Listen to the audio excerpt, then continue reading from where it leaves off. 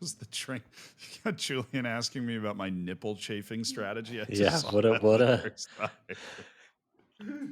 This is a Hey, serious problem for a if lot of you've people. got chafing in other areas, we could also talk about that. Look. It's up to you. Yeah, It's man, up to you got to get a particular type of underwear. I'm sure Julian is from Julian has a preferred type of underwear to play matches in. I have a preferred type of underwear to run in. That's all I'll say. Got to keep all that chafing to a minimum. And that's how we start the podcast. Welcome to the Player Manager Podcast. I am your fourth, maybe, favorite YouTuber, Zealand Shannon, alongside your favorite YouTuber, Julian Gressel of Inter Miami. We've got plenty of fun stuff to talk about and a fabulous guest, one of the biggest football YouTubers in the world, who might also be on the top of your list for favorite YouTuber. Fiago is going to be joining us later in the show. Even if you don't recognize the name, you've definitely seen him and his voluptuous hair in a TikTok or an Instagram reel at some point come across your screen. And I've got the marathon this weekend. That's going to be very exciting. MLS playoffs have kicked off. They've kicked off. We're of course going to get to that. But yes, the marathon. You made the noise. I'm ready. It's on Sunday, Julian. I am excited. Oh, nervous, excited. Oh, very nervous. Yeah. I've run one marathon before. Okay. And I got a double calf cramp on mile 10. Oof. And then I got a hamstring cramp. And then I had my friends bring me some mustard, but all they could find was spicy mustard. And so I had to do a shot of spicy mustard, like straight out of the packet. Couple of those, drank a Pedialyte while I was running. By mile 20, the cramps were, I wasn't hobbling. You have to keep moving. Because my greatest fear was that the street sweepers were going to catch up to me. And that would be, your whole family's there. Yeah. Your friends are waiting. They've got signs with your name on it. And then you don't even make it to them. That would be, a fate worse than death. I was mortified that was going to happen after all this training. And so I gutted it out. But that was because I was a little sick when I tried to run it last year. So I'm now in quarantine. So I got a lot of time. You want to do a couple hour podcast? I got the time. I don't have that much time. I need to sleep. But I have a couple other questions about that. So, okay. You have a goal, time goal in mind? I have a goal. So last year I wanted to beat 5. Yeah. Come to realize that just to give you an idea of like per mile pace. I'm sorry, I can't convert it to the per kilometer pace. That's like 11:20 ish. Okay. Because I tend to run a very good half marathon. I can get that down to like 10 minutes a mile flat. Once I get past the half marathon, I'm toast. Like my legs just, no matter what speed I run the first half, like I don't know if it's the lactic acid and just the way my body works. Yeah. The second half is a gut check. I just take an Advil and get over it. But I'm going to try and do that. Anything under 12 minutes a mile, I will be happy with. Like I will go to sleep in pain and satisfied. If it's over that, I'll go to sleep in pain and not. Because I have already finished one. So now it's kind of about actually running the entire thing. Yeah. That's it. That's all I want. Okay. And then what about like different issues that come up, like nipple chafing, like that type of stuff, that other areas that are chafing that, like you already talked about the mustard and the cramping and stuff. So you're right. Everybody, I feel like the roles are reversed here. Everybody has to deal with something else. Yeah, no, this is the seat just heated up a little bit. Everybody has something different. I had one friend that when they would do their training runs, they'd have to go to the bathroom like 3 or 4 times. Yeah. And every mile there are porta potties on the race. And so there are certain people whose bodies just start like really cycling. Yeah. And so they'll run the marathon and they'll go to the bathroom like 4 times during the run. I'm fortunate enough to not have that. I need to drink a ton of water though, because I am a furnace. I have a specialized hat that you can put ice in that helps cool me down. But like if I'm in direct sunlight for too long, I have the body of a Scottish peasant. I just start to, melt. So I really try to manage that. I got ice cubes in the water. I've got my family's going to be at strategic points. They have a cooler and I'm going to swap in new waters that are nice and cold, get some electrolytes in me. But that's my biggest issue. I'm blessed as part of that Scottish peasant build with a lot of chest hair. That actually really solves the nipple chafing problem. Everybody else has huge problems with nipple chafing, but your boy is I'm scot free. And then the way to handle that, by the way, Vaseline. I didn't know this, but So they keep it like in their running bag, and then halfway through the race, you'll just see some guy just sitting there going like this. Just the nipples are getting a little tough. This is what you tuned into the podcast for, right? Me talking about my nipples. You're welcome. That's it. Welcome to the Player Manager Podcast. The glory and glamour of running a marathon. Do you ever have to do any of that sort of stuff?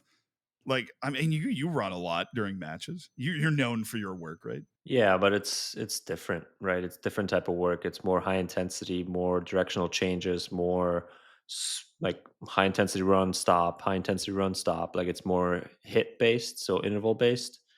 So the too long of a distance runs actually don't really make much sense for us. I do them still, mostly in preseason or before preseason even starts, just to kind of give you a base foundation of that. But yeah, other than that, I mean, I'm curious though. I'm interested. I think I would, if there was like a, I don't know, like a half marathon or 10K or something, I would be able to. Yeah, I would be interested in signing up and doing one. So maybe after we're done, after I'm done playing soccer in a few years, we can sign one up together and run one side by side. That would be, I don't know if it'd be side by side. Yeah, I think it would be live streaming. Well, yeah, no, I thought about streaming it, but the backpack's like 5 to 10 pounds, and I was just worried about hauling the rest of me over the finish line. We'd be side by side at the start. I feel confident in that, but I am not blessed with distance. I take joy out of just finishing the race. And if you ever have the opportunity to be in New York or any one of the major cities that host marathons on Marathon Day, it is actually very cool. There's like 2 million people out on the street, and it just turns into this giant dance party. Sometimes they actually get in your way. They like forget that there's people running, but that totally cool. Love the vibes.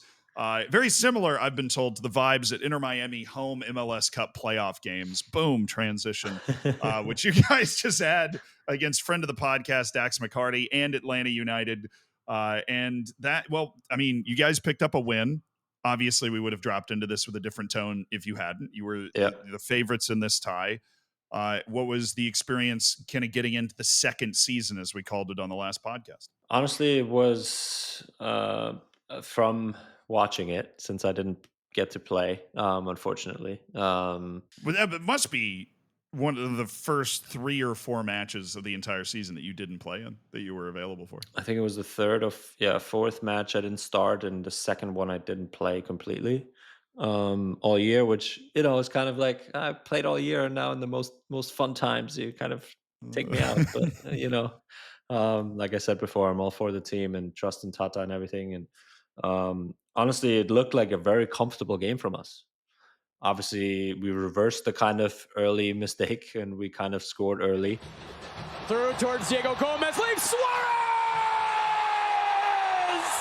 To go up 1-0, and then I'm sitting on the bench talking to some guys, and we're like, well, this should be kind of smooth sailing from here on out, right? And it was, to be honest, from a run of play standpoint, where we dominated the game, we dominated the ball, we didn't allow many chances, and kind of became very comfortable. And then all of a sudden, towards the end of the half, how it is that's how it is in MLS a lot of the times, is that teams hang around, they have the quality to find 2-3 chances, and all of a sudden it's 1-1, and nobody really knows why it's 1-1 at halftime. In the annals of history, Lobjanitse! It's summertime again against Inter Miami! So Tata was actually a little bit animated at halftime, saying that this game should never be this close, and that we need to, keep our foot on the gas and not kind of let off. But at the end of the day, ultimately we win the game 2-1. And I think it's also another, in my opinion, a good lesson for our team that doesn't have that much MLS Cup playoff experience, is that, it doesn't take much to tie or lose a game, because they, even at 2-1, they had some chances at the very end to tie the game up, and then all of a sudden you're in penalties, and anything can happen in penalties. So it took a nice, really golazo from Jordi Alba for us to win the game. Messi getting it back, and now Jordi Alba. He will try it! Oh! Jordi Alba! Simply sensational! I'm hoping that the kind of run of play which seemed comfortable for us isn't sort of kind of like sinking in as like this was a comfortable win, because it certainly wasn't. And playing at Mercedes-Benz Stadium in the playoffs in front of 70 plus thousand people, it's going to be a big task to go there and win the game and close out this series, I guess. Yeah, the match, like Brad Guzan was outrageous. If you didn't see this match, which I know it's not always the case, I did actually also watch this match. He made, it felt like a Tim Howard against Belgium number of saves in this match. I mean, I'm sure if you loaded up the extended highlights, it would be Inter Miami, Inter Miami, Inter Miami, Inter Miami, and Atlanta goal, Inter Miami, Inter Miami. Like it was just, you were hammering the goal and the ball didn't go in. And then Jordi Alba obviously scores a beautiful goal in the second half for you to take the lead and go on and win it.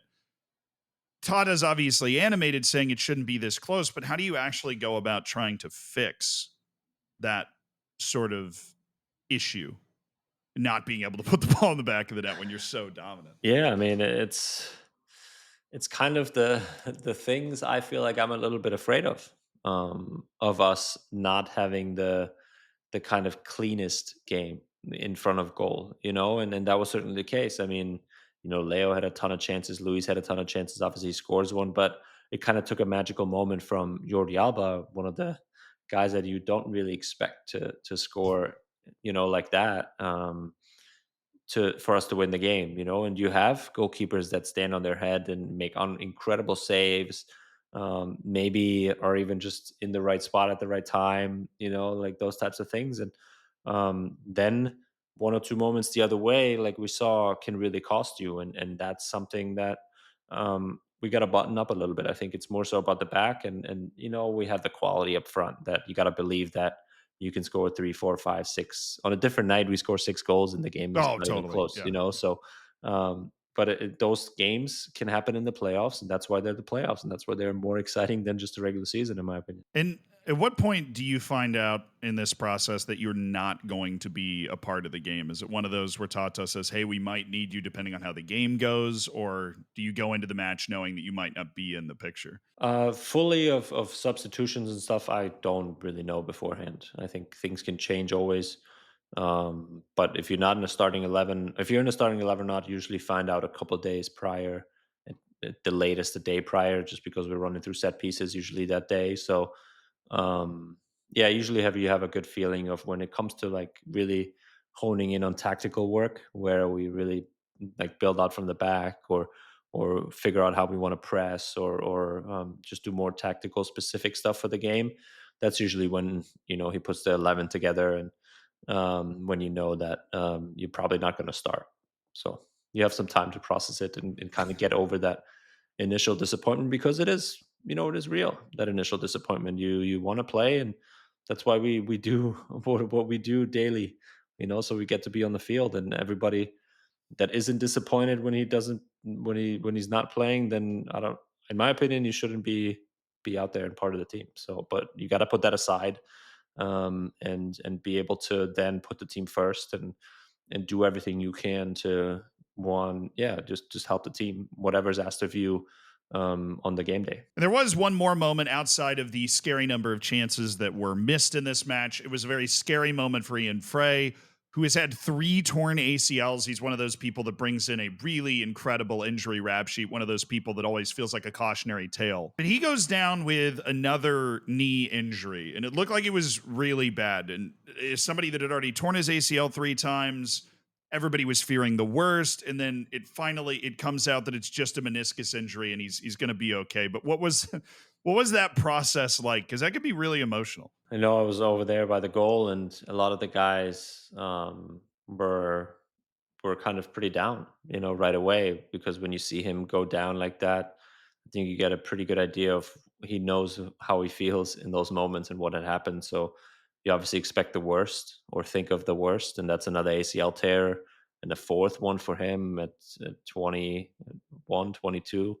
That would, incredibly hard to come back even from 3, and he did it, and play the season that he did was awesome, helped us so much, and deserved all the minutes that he got, and probably even more, to be honest. But and to see him kind of like that was tough, and everybody thought that he tore his ACL, and his dad and his mom were, I think, in this tunnel afterwards. And I went to go console him, and he was crying, and I basically just tried to, me and a couple other teammates went there, and I basically just tried to tell him, hey, you can do this. Like, we're with you, and you've come back from 3. You can do it a 4th time if that's what is needed, and you're stronger than you think, and we're right there with you. Whatever we can do to help you, we'll help you with. And but I know you're strong and you can do this. And honestly, like, I started crying. Like, it was super emotional, and to see him kind of like that, broken down, and just because you always think that, his career might be over, and that's the scariest thing for all of us soccer players, to think about, that an injury takes you away from doing the thing you love. And that's something that I can't even imagine. Thankfully, it turns out that, it's only a meniscus, which, is only a meniscus we're here talking Still about here. sucks. So, Yeah. so it's still not great, but at least it's not another ACL injury, and hopefully a few months, I think he'll be okay. Yeah, I honestly can't even imagine going through 3 of those. I don't know if you know the Zealand lore on this. I've actually torn my ACL. Okay. It obviously was not at the professional sports level. It was in my fraternity basketball league in college.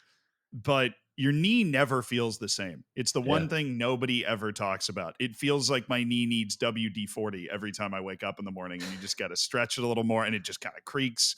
It's the first thing to get sore. Having to go through just that alone 3 times, I can't even imagine. But the rehab and the psychological scars of that, I'm surprised that he was able to get to the level that he is at, having gone through that 3 times, and being faced with the prospect of a 4th would be crushing. Like, if I heard the same sounds again that I heard the first time, it would take me a long time to pick myself back up again. Cause like, it's going to be the electroshock therapy. It's going to be the drugs. It's going to be and for those wondering, they like tape these pads to your muscle because your leg doesn't move for so long, and they have to like fire them to get the muscles to contract again. It's very almost medieval, and your leg starts shooting all over the place, and it takes a little while to get it under control. The whole thing. Yeah, I'm obviously glad it's just the meniscus for him, but I believe that does mean he's out for the rest of the playoffs, which obviously still is tough going into the rest of it. Yeah, I mean, like I said, he's played a lot of minutes and he's helped us a lot. So I don't know what exactly his timeline is. Obviously, we were hoping to play all the way to December. We'll just see. This is still, it's a few days out now. I don't know if he had a procedure done or not, and we'll kind of just take it as it is. But for him, the most important thing, I think, is that long-term health is there, and that he can be there with us next season. After recovering now fully, and hopefully we can win MLS Cup kind of for him as well in that sense. Yeah, that would be an excellent turnaround from the scenes in the tunnel. There was some brighter stuff that happened around the game, though, and that was a couple of people that the stars always come out for the Inter Miami games. It gets amplified in the playoffs. Coach Beard was in the crowd from Ted my Lasso. God, I forgot his name. Yeah. Thank you. He's my Twitter profile picture, and I rock a mean Ted Lasso. If you haven't seen that picture, and I can see that. When this gets trimmed down to just a mustache and you grow it out a little bit, let me tell you, suck at darts though. So I can't replicate that scene. Idris Elba was also there. Did you see either of those guys? I'm always fascinated by how this works. I know when you saw Patrick Mahomes at the other game, you're able to shake his hand. Do these types of people come down on the field to say hi, or are they just there and you hear about them? They were all standing there as we were entering into the stadium, and I was like, wait a second, that's Coach Beard, and Danny Rojas was there too. So I shook there was like a bunch of guys from the cast, and I shook all their hands and said, hey, big fan of the show. And then I kind of went, it was not much more interaction, but they kind of just chuckled and smiled. And then I didn't see them anymore. I saw them like standing on the sideline when we were warming up and stuff, but Idris Elba was actually standing right next to me almost all the games. Since I was sitting on the bench, he was kind of in the suite right next to me. So I saw what he ate and then kind of how he enjoyed the game a little bit. Well, what did Idris Elba eat at the Inter Miami? I don't want to tell any secrets. No, I think he on some weird diet or something. No, they were. I think I want to say it was some chicken wings and maybe some like lamb chops or like some like that. I don't even know. I didn't look too closely, I guess, but hilarious. This feels very voyeuristic. Protein. Yeah. Oh yeah. Well, hey, you never know when that James Bond call is going to come. They haven't picked the new one yet, right? He's still in with a chance. I believe Idris. Be perfect. I do love the idea that maybe he tunes into this podcast and then goes, well, I didn't expect to hear them talking about what I ate at that game. But imagine. Yeah. Yeah. Well, if I was Idris Elba, I'd probably be eating chicken wings too. Got to level things out. I don't know if those guys are going to make the road trip to Atlanta, though, because that's you're talking about. It's going to be a tough matchup in the Benz. 70,000 people. 3-game series, by the way, for people that aren't in the U.S. or maybe even people that are in the U.S. that aren't familiar with the fact MLS switched to a 3-game. Oh, thanks. You already model. Reminded me. No, thanks. Yeah, hey, it's not aggregate, so you're good. Yeah, all you have to do is why you were talking about penalties in Game 1. It is a best of 3 series. Game 2 is in Atlanta. And what is the preparation like? You have a full 8 days. That kind of surprised me. But a full 8 days going into the second match. What is the preparation and training regime like for this sort of 3-game format MLS rolls out in the first round? It's very similar or exactly the same as it was for the whole regular season away games. So it's a normal week of training. We had a couple of days off after the game, and now a normal week of training for us. Just like we trained basically throughout all the season, and then we travel same exactly like we did before for regular away games, and that's I think a good way to approach this. Hopefully, well, it is for sure the last away trip of the season, since we have home field advantage all the way throughout.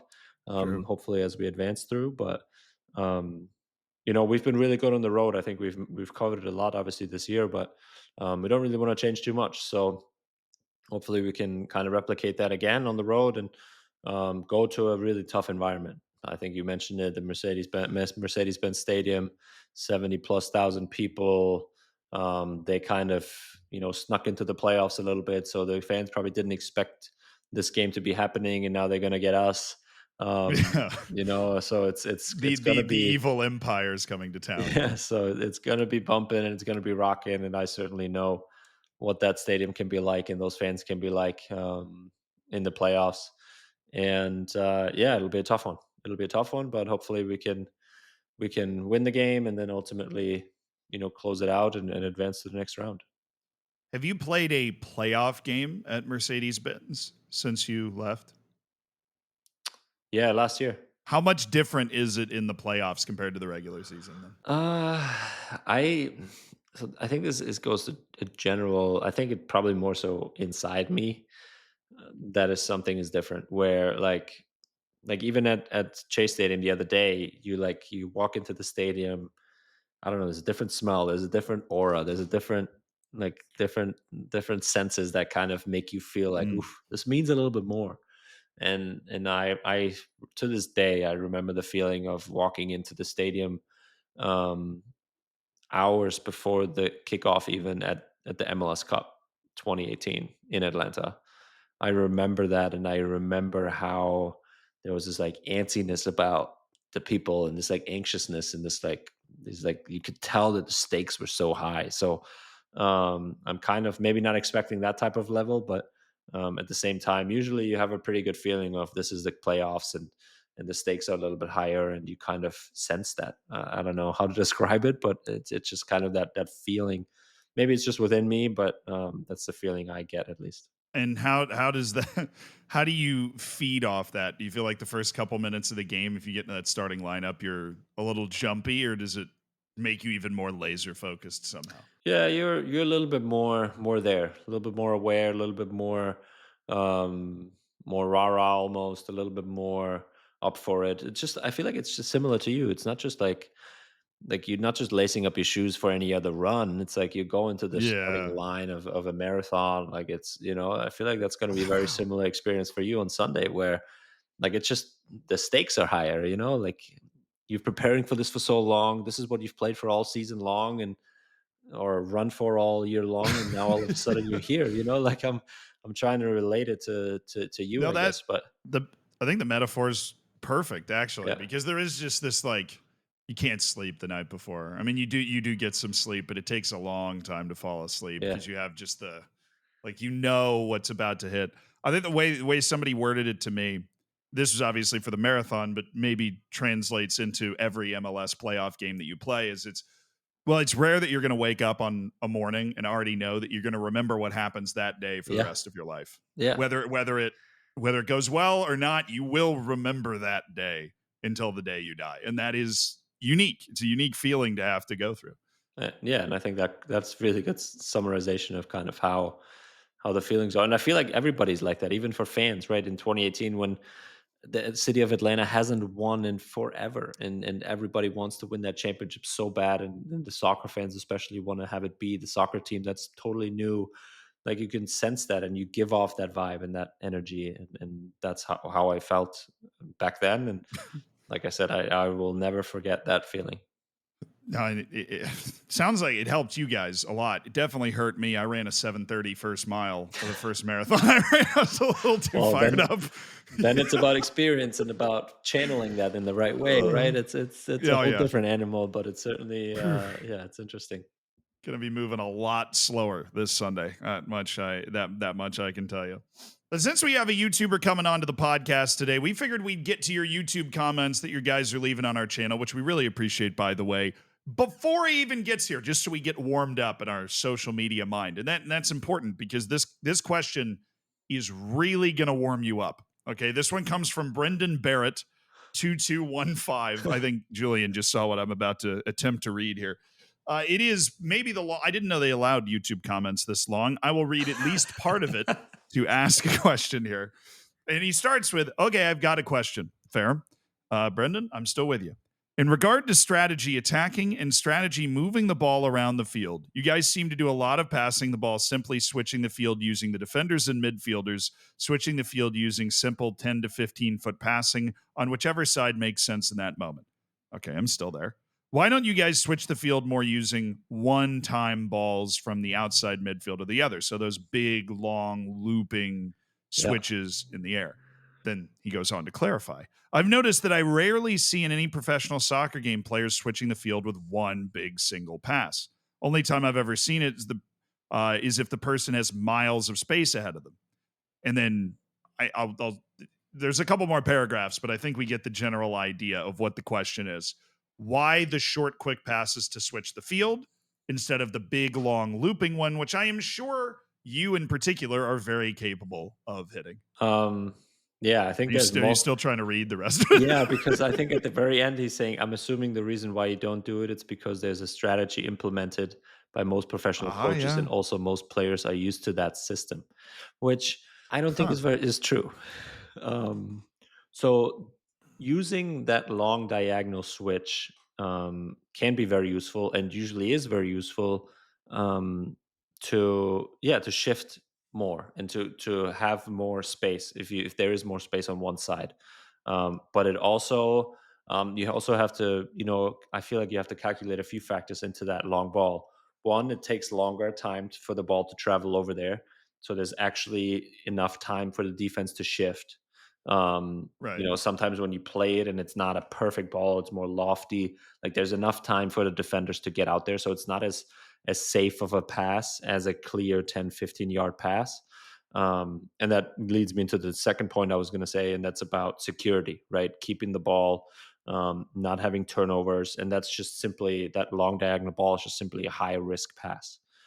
So that's why he says he only sees it when there's really a lot of space. Yeah, because your margin of error got a lot bigger in that moment, right? You don't have to be pinpoint perfect to play that pass. That's probably why most of crosses aren't successful, just because there's not a lot of space in the box when you cross the ball. It's really about trying to keep possession, and especially in midfield or in your defensive half, you don't want to have those high risk passes too often, where that could turn into a transition moment for the opponent that then goes in attack. So it's really about I like to, or we like to use it in a way where you try and have short passes, an amount of short passes that draws kind of the opponent in a little bit so they can step to you. They all kind of shift towards that side. And then if you can find the big switch to really move them quick to speed up the play, that's kind of more so the use of that pass, I think. And it usually works really well against a team that's really tight, that has tight lines, that is really compact, that really shifts well side to side. So that you can have somebody high and wide on the opposite side that you play those balls to. But again, they're just high risk passes that you don't want to do too often, and you certainly want to play them only at the right time, so then you can take advantage of those moments. Did that There's answer a it? con. Yeah, no, I feel like that answered it. You almost matched the paragraph length, I think, Oh yeah, of the nice. guy asking the. Well, But you give what you get, right? Or you get what you give. that's Yeah. true. You know, he gave that was an in-depth question from Brendan Barrett, and it got an Yes. in-depth I answer. And appreciate that's what, the thought. exactly. Yeah. Well, I mean, I live for this sort of detailed tactical discussion. There's a coaching philosophy a coaching principle that I just want to tack on top of it. It actually comes from an old basketball coach, but it's the idea of airtime. And the longer the ball is in the air, the longer amount of time you have to react to what's happening. And the moment the ball reaches another stop point, you know, the opportunity for something different to happen opens up again. Yeah. So the more, the more like hinges you can add in the process, the more different directions things could go, and it makes it more complicated. One big long giant switch, especially considering, if you hit that with a chipping wedge and you get a lot of air under it, Yeah. it gives people a ton of time to shift over, and you might not end up accomplishing anywhere near what you could with 1, 2, 3, and then, Yeah. So it's perfect. it's actually, if you watch the Columbus Crew and Wilfred Nancy, you see a lot of players in a tight space when you have the ball. So he's all about creating a tight diamond around the ball. So the ball carrier and then two guys on the side and one guy on top, and they're super close. And it's so hard to press the ball because you have such quick passes that can happen, that when those 4 or 5, 6 guys on that team are on the same page and they know kind of where the ball's going, it's impossible to press and take the ball away from you. But he uses that to, like I said, compress the opponent, to then play a bigger pass to open up when the time is right and when the timing is right, to then go and speed up the play and speed up the attack, to then go and try and obviously score the goal. But it's almost like a setup in a way, right? You want to shift the opponent to a certain way where then you get out of it. It's advantageous for you, and you go and attack and you go and try and score. And this is for people. This happens a lot when I'm explaining the game to American viewers that are just kind of getting into it for the first time. And they'll watch a team, let's say in the Premier League, playing Manchester City, or let's say somebody playing against the Columbus Crew, maybe like a New England playing against Columbus Crew, where they know they're going to be a little outmatched, maybe a Charlotte who likes to sit deep. You watch those teams and you go, well, why aren't they coming out and trying to get the ball? And it's like, in some ways, I've had people ask me like, well, are they tired? And I'm like, honestly, no. They're just trying not to get baited in by this short passing game to provide that kind of space. They are inviting the other team to kind of come try to break them down. Yeah. And if you chase it a couple times, then you do get tired. So it's also like true. Well, kind of like risk reward type thing. Do I risk of trying to win the ball, knowing that they might play through me and then I have to run 50 yards backwards? Or do we just wait a little bit longer and kind of play the game, right? A little bit. So it's interesting. It's interesting to think about those tactical approaches, because that's exactly what coaches do, right? And managers. Hey, yeah, let's go. That's my half of the title. We have another question as we warm up for our YouTuber guest from Cheeky Cheech. Said, "Hey guys, great podcast as always. Appreciate that. I had a question, as in my sport, we are very routine-based and superstitious about said routines having a relation to our performance. Do you notice any players with these routines or superstitions as how to prepare for the game, sleep, put boots on, etc.? Alongside, if you've dealt with or are like this yourself with routines or superstitions?" Julian and Zealand, I'll let you go first on this one. So we have, our coaching staff is super superstitious. Oh, it's incredible. Is it like Tata on down? I mean, there's things that they do now that they did back in Atlanta, and I'm sure that they did back when they were at Barcelona, and then all those years ago. So, um, yeah, I think I notice these things. I am not superstitious so much myself. More like to the point where if I don't do a certain thing or a thing doesn't go the way it usually goes, that it like completely derails me. And no, we're gonna have a terrible game, and I'm gonna play like absolute dog poop, and it's like no, I do have my route. I call them routines more so, right? Of like of ways of doing things that are familiar to me. Like if I name a couple things, it's, for example, I have these shin guards that I have pictures on them. One of the shin guards is my wife and my daughters and my dog, and like a bunch of pictures kind of throughout the last few years. And the other shin guard is my family from Germany, my two brothers, my mom, my grandpa, um, my dad, like that type of stuff. And for some reason, I always put the one with my family from Germany on my right shin, Okay. because like I have this sense of my brothers are going to give me their quality that they had in their right foot into my right foot, so that I have them on my right side. It's just something stupid, Huh. and like I like that little extra quality will kind of have me have a good game. For example, um, what else do I do? I don't. Other than that, I mean, you have, like I said, we're creatures of habit, right? Humans are creatures of habit, and we kind of just have these things that are always the same. Where I always, for example, when I'm starting, I always lead the line in the warm-ups with Busquets. Like I'm on the left side, he's on the right side, and we kind of always lead the line. Like Jordi Alba is always in front of me when we walk out onto the field. He's always number 6, for example, in line when we walk out for the national anthem. Wow. Like it's those little things that other people have, and certainly I don't know if it's about, like, I've noticed other guys like completely switch their whole outfit at halftime. I usually don't. I only change my jersey. For example, like there's guys that completely change everything at halftime, or brush their teeth before going out on the field. Like those types of things. Certainly, players have that, um, and yeah, I guess it is a big part of the game, probably. Well, what you mentioned the coaching staff first. What's something that they do? One of the assistant coaches has to always hand out gum to the other coaches. Um, they Like always a particular type of gum, or just I any don't gum? know. No, I don't know. Okay. I don't know that. But they just always have to, like, he has to like offer it, and they have to accept it and take it. For example, there's one, or between two assistant coaches, the one always like picks the other one up before, and is like, all right, let's go, kind of like picks him up. Um, when we are in a huddle together, like in the locker room, we kind of stand there like locked in arms. They always like touch feet, like in a specific order, if that makes any sense. I think so. Like Um, Tata first, then you're second. Yeah, like Tata and his assistant coach, they kind of Yeah. have this like touching of the feet that's like always the same, or it goes back to even days before the game, where we usually do set pieces, like I mentioned, and the one of the assistant coaches has to wait until the practice starts before he brings down the set piece sheets that the coaches get.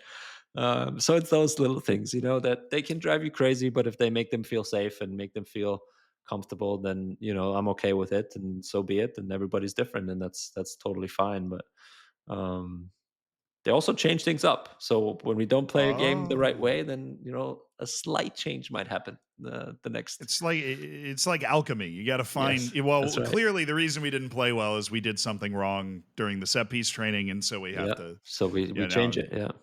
Oh, So we I only mean, do 4 corners instead of 5 this time, or something, like things there like you that. go. Yeah. Yeah. Well, at least there's a method to the madness. It is tinkering to try and get right with the football gods in some senses. Oh, yeah. I Yeah. I I don't think I've ever been a particularly superstitious person. I've always been very skeptical as a human being. I'm like very aggressively skeptical, which is great sometimes and just Mm. an awful trait to have other times.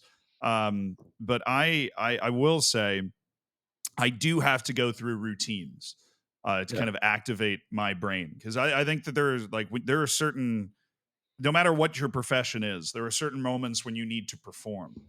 And, if I wake up in the morning, I am not ready to stream or record a YouTube video or anything. I will actually, and this, I don't know if I've ever admitted this publicly, I will actually go and find some of my favorite videos I've ever made and watch them. Oh, nice. And then be like, I'm that guy. I can do that. And then be like try That's to cool. like convince, like, this is, this Highlights is of me. yourself. Yeah. I'm watching my own highlights basically and being like, I'm here to do that. Like I have a standing desk, I'll put it up and I'll like, with my headphones on, like kind of try and get hyped up in my room because, as much as your persona is, even recording this podcast, like it's just a part of me. Sometimes I'm just on the, I'm on the couch and I'm not moving. I'm taking a nap. Sometimes I don't talk for 5 hours, because I'm working or watching it. Like, and so you got to make sure that you put the best representation of yourself forward. But I don't have any superstitious things. I do have a necklace that my mom gave me that I like to make sure I have on. But if I'm not wearing it, I don't have a meltdown. There you go. Yeah, that's hey, great questions today. Shout out to Cheeky Cheech and Brendan Barrett, absolutely knocking it out of the park. I can only hope we have the same number of great questions for our guest, YouTuber. And now it's time for our special guest on today's episode, one of the biggest football YouTubers out there, exploring the real world of football and digging into some of the fun stories on the fringe. It's Fiago. You probably recognize him from Instagram, from TikTok. OnlyFans yet? Maybe not yet. This is sad for me, but I'm glad I'm finally able to switch things up for a change. We now have a 2-to-1 German speaking ratio on this podcast against me, so I think I might be in a little trouble on this one. You'll be all right. In German, mate. Yes, let's do it. No, thanks for jumping on, Fiago. Appreciate it.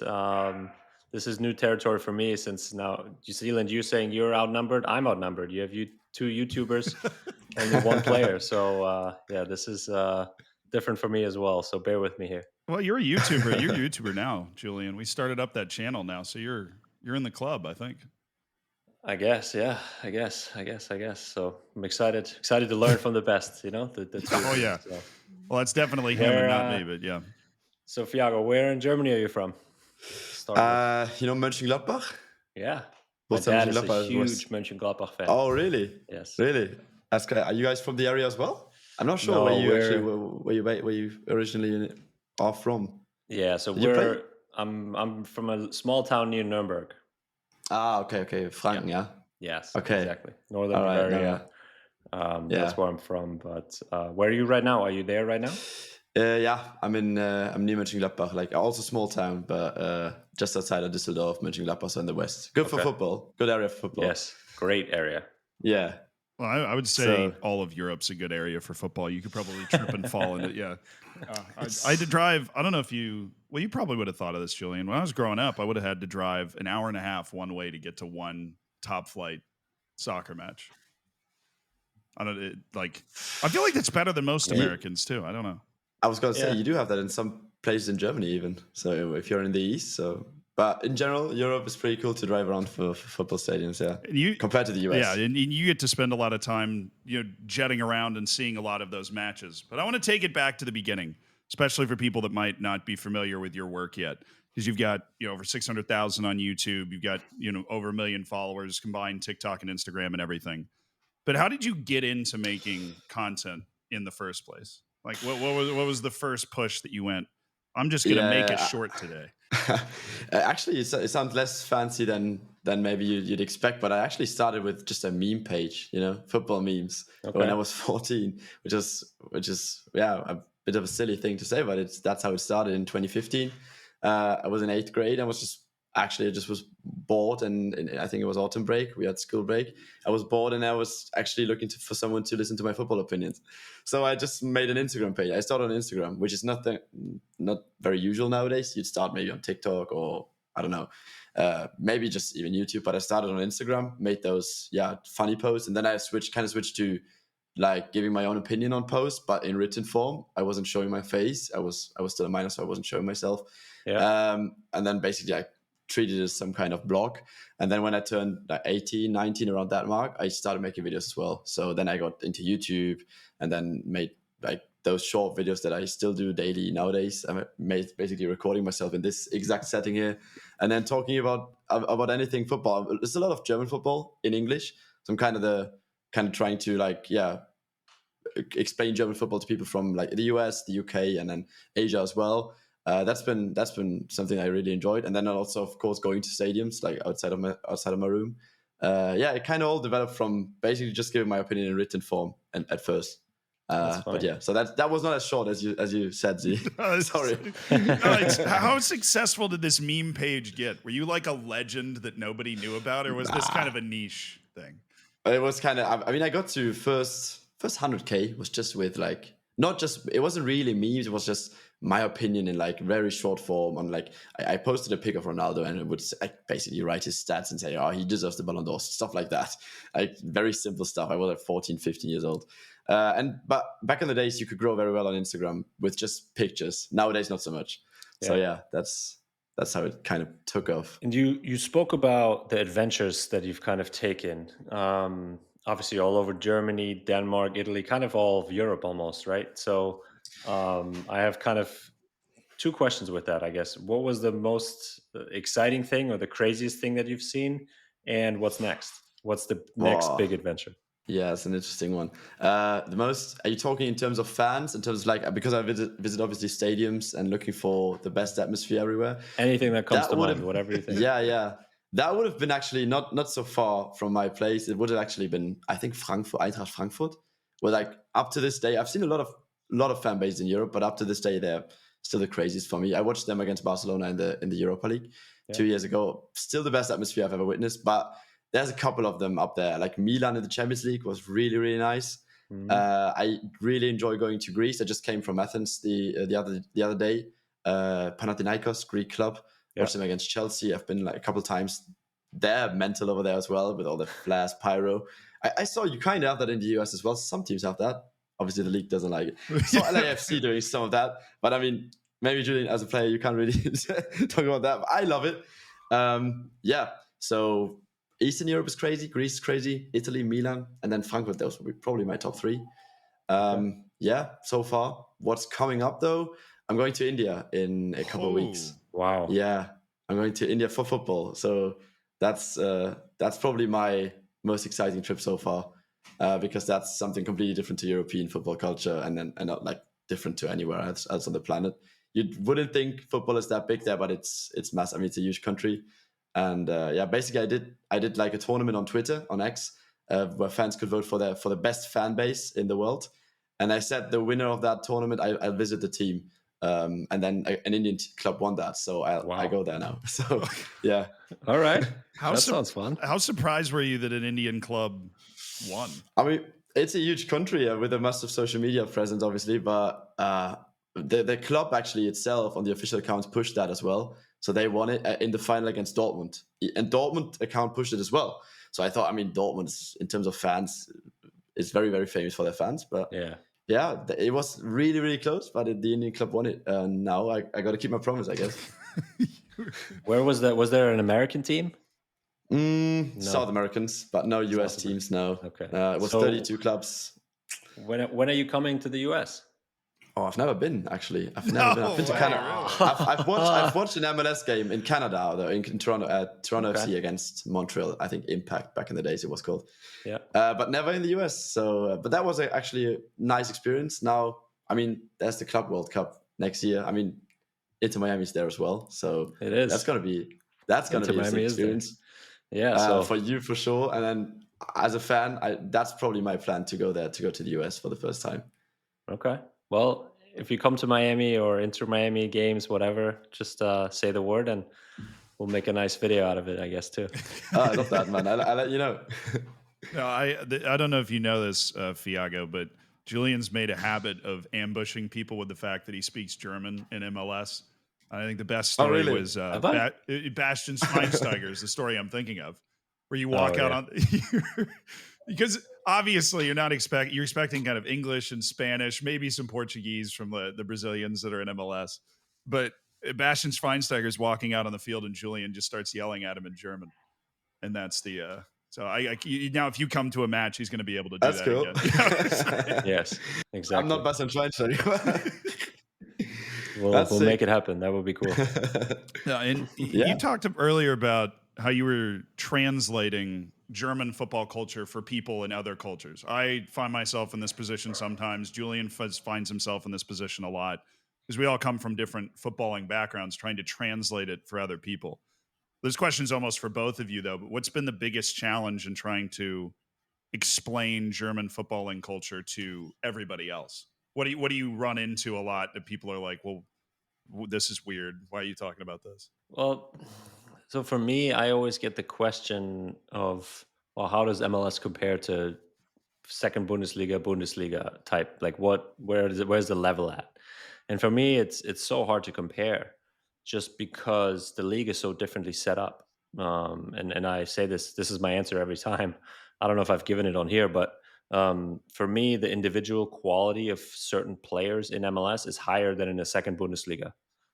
So there's easily players in there that could play Bundesliga teams, no problem. But then as you kind of move down the roster and kind of, resources get less and less in a sense, right, through the salary cap. So the depth isn't as good as it is in the second Bundesliga, for example. So those are the things. That's why it's hard for me to compare. But I think there's teams like us that push the limits that can probably play in the Bundesliga or compete. Obviously not at the top, I think. It would be somewhere on the bottom. But then there's teams that would probably struggle in the second Bundesliga too. So I think you just have a very big, kind of sway in that. And that's kind of how I explain it, the questions that I get. Yeah, that's fair. I kind of do think, though, maybe you can answer this better, but I kind of think that the difference between the best team in the MLS and the worst team, maybe except for Inter Miami now, because that's something special, is there's less difference than between the best team in, let's say, the second Bundesliga and the worst. Not sure. It's tough to say. I think it's changed a lot over the last 5 years, I want to say, in MLS. Where there was a big difference between us and, let's say, I don't know, New England, for example. I think you can, at the moment, this past season, I think there is quite a big difference. Yeah, that's fair. I mean, you have been killing it this season, so thanks. I play. But no, that's fair. And what I run into as well when I explain, I don't just explain what's happening on the pitch, but also fan culture and all that stuff.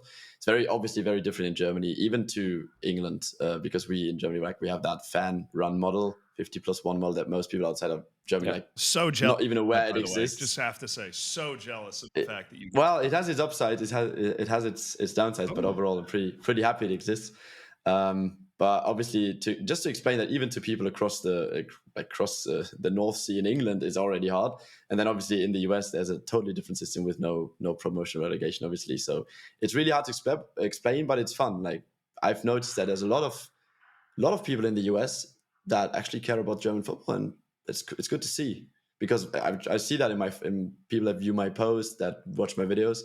There's always a big chunk of American followers, and that's just, and also the comments, I'm following people following obscure German teams from the US that you wouldn't even think they know about them. It's pretty cool. Nice. Now, and I live in New York City, and obviously that's a pretty large city with a collection of people from all over the world, but there will be bars that are set up specifically as this is the Dortmund bar. So for every Dortmund match, this is where all the Dortmund fans in, New York go. I don't know how far down that goes. In the Premier League, it's basically every team, but in the Bundesliga, you have your Bayern bar, you have your Dortmund bar. It's probably not a, grass ball sport Leipzig bar if I had to guess, but there are options around. Maybe. It's possible. But I think if you came to New York, there are people who listen to this podcast that are from Germany or somewhere else in the world, you might be able to find a bar that actually roots for your club. That is possible. Yeah. Because it's on it's on regular TV here. I mean, the US is also my second biggest audience. But you had to answer a question, Fiago, that I didn't have to answer, which you decided to make your stuff in English. And I'm always curious as to what motivates that decision. Were your memes always in English? Ooh, initially, it's just many people ask me that, because obviously there's many German speaking YouTubers as well. but I just never followed any of them. Like when I was just a consumer as a kid, I was just into watching English speaking football YouTubers or like Instagrammers or whatever. So it was never really an option for me to make it German, even though I wasn't talking at first, just writing, but still started off in English, and then it kind of grew an audience, and it didn't make sense anymore to switch over, because like maybe 10% of my audience speak German, or maybe that at max. So yeah, interesting. So cool. you were trying to emulate your idols. Who were your idols in like football YouTube? Who'd you watch? I mean, obviously, I'm not sure if you were into them, but as a kid, I did used to watch like Sideman, like Case, I Road to Shore. I don't know if that was like your stuff as well, but long time ago. But yeah, like FIFA back in the days, people who play FIFA, pack openings, that stuff, when I was like 12, 13. So yeah. Have you had you had a chance to interact with them yet? No, haven't met them. No, but it's not like, it's been a long while. It's been a long time since I've been watching them, but no, but that's just, I don't know. I can't remember any like German YouTuber that I watched at that time. So it was just, and I also wanted to talk about more than just German football. I mean, I do talk about German football, but it's also like I go to these games in like different countries, like lower leagues in like whatever, Greece, Denmark. And then it's not, I didn't want to limit myself to just German football. So it's cool that I have some kind of international audience now, I think. So what you said, you didn't really watch or didn't really look at German YouTubers as much. What are some YouTubers that you looked up to, or you look up to now still, that you kind of want to, that other than us, obviously, but that you kind of want to get to? I wouldn't say you guys. The Sidemen when you were a child, but like who now is the person that you're watching besides Julie? Oof, it's actually it sounds boring, but I consume a lot of like content from like my friends in general. Like I'm friends with lots of YouTubers now, like that are like, we've been growing together. Like I don't know if you know John Ellis, one of like a good YouTube colleague of mine. He makes amazing videos. So we watch each other's videos, and we just also sometimes give each other feedback, and then just enjoy each other. Like, it's not someone that I idolize. I wouldn't say I idolize anyone really. Like it's not coming off as like, oh yeah, I'm so big. I'm not, but it's like, it's different to when I was like 14 maybe. Now I'm like, I try to learn now from others, and then and also from peers. So it's people like John Ellis, not sure if you know Foot Crunch, he makes amazing videos as well. Oh yeah. And Top Guy as well, Santiago. Those people that I keep meeting on occasionally on events as well. Like we're good, and it's yeah, I just really admire their work. That's similar with players. You don't really like have these idols anymore. You kind of just try and take something from them. I can imagine. Yeah. We had talked about this before, about the yoink and twist, right, Zealand? That's what you described it as. I think it was Ludwig, the YouTuber Ludwig, uses this phrase called the yoink and twist. And the moment I said it, Julian's like, I do that all the time. Yeah. Exactly. What's that? So you yoinking it, like you grab an idea from somebody else and then you twist it, like to kind of make it your own. And I guess that's how Julian ended up dropping, what was it, 45 assists this year or something? As far as not quite, but no. But yeah, I mean, that's what you try and do as a player. Yeah, so that makes sense. And that, because of that, Julian is often referred to, and this is not something I just made up. He's been called this by fans that actually thought he was Tony Cruz, but the Tony Cruz of South Florida. Which you kind of look alike though. Like, it's based on the looks, not the play. It's based on the looks, absolutely, not the play. I don't know. You drop some dimes, Julian. You sell yourself short. But I'm using that as a wonderfully crafted bridge to the fact that you play in Tony Cruz's league in Germany, the league that he founded. Thank you. I know that was pretty good. I thought so. The Icon League, which, correct me if I'm wrong, is this league that kind of pairs former footballers together with streamers, which is a cool, very modern concept. How has that been? And do you suck? Well, first of all, I'd like to take the credit for playing in his league. I don't actually play. I'm a board member on the team. Oh, okay. Yeah, but I would I would love to play, but wasn't really enough for that. No, we're 14 teams, like franchises, a bit similar to MLS system. Well, not really, but there's 14 franchises in there, and then he founded it as the president. Tony calls the president, alongside a German streamer called Eli. In Germany, we know him, but and then there's like every of those, for each of the 14 teams, has like 1 to 3 team heads, which are usually like either German rappers or footballers. There's there's current German national team players as well that own teams, like Antonio Rüdiger, Robert Andrich, for example, David Alaba from Real Madrid. So pretty known players. And then, alongside rappers and streamers. And I'm on one of those teams, like FC1 Football. It's like the community team. So we're like 4 teammates there. It's fun, man. It's like 5 versus 5 indoor football. And it's really like this small-sided football. Indoor football has been getting a lot of hype in Europe recently. Not just in Europe. I mean, there's Piqué's Kings League, if you know that. Oh, yeah. It's I think he's doing it in the US as well now, isn't he? I haven't seen anything about it being in the US, but I definitely know what the Kings League is. Yeah, I know it's pretty similar to that. They were starting to get upset with like players that are still active playing in it because they didn't want to get hurt. We mostly have like like the active players are like they're leading the teams. They don't actually play, not allowed from the clubs. But we have players like Franck Ribéry, like he's a like ex-player. He plays. Claudio Pizarro, Bundesliga legend as well. He plays. So people like that. It's pretty cool, yeah. And then we have the final very soon. And it's good to see that this sport is, because it's a different sport. There's actually a World Cup as well for this, I think 6v6 called soccer with an A. And then we have lots of players, for example, from the German national team in that sport in our team. And it's good to see that this sport is actually getting traction now because of these hyped streamer leagues. It's cool. I think there's also TST 7 versus 7 tournament in the US. Yes, very similar. Yeah, so that's similar as well. Yeah, I love that. Julian, you ever going to play in TST or one of these leagues? If it's still around when I'm retiring, maybe. Yeah, maybe. I would like to venture over to Germany and play over there at some point too. So maybe I get an invite. Yeah. Nice. Well, he's on the board, I heard, from a very reliable source, so he might be able to help you out with that at some point. All right. But not that people will mistake me for Tony Kroos there, actually, too. Probably, yeah. Oh, man, I'm just so jealous of your hair. Anyways, since we have one of football's greatest opinion givers on the internet, I have to ask one, enough of the lore and everything. I have to ask for one actual opinion because there's been a lot of drama around the Ballon d'Or. Yeah, I know you're going to be making a video too about it. What do you make? I'm actually editing it right now. There you go. I'm posting it in half an hour. Probably. Oh, perfect. Well, you heard it here first. What do you think about Rodri winning and Real Madrid not showing up? What are your thoughts? Well, first of all, Rodri winning, I think it's fair. Contrary to what many people think. I don't think Vini was robbed. I think he would have deserved it as well. Both were pretty equal level. Both had their achievements and their arguments for winning. But Rodri, he dominated the Premier League with City. He was amazing at the Euros. There's no way you say he doesn't deserve it, for me, in my opinion. And then Madrid not showing up is kind of. I mean, they're not the first team, or not the first. Vini's not the first player to not show up when he knows he's not winning, right? I think even Messi, Ronaldo have done it once at least, and then last year, I think it happens a lot when people know they're not winning anything, they don't show up. You can say not pretty unsportsmanlike behavior, but I mean, it's.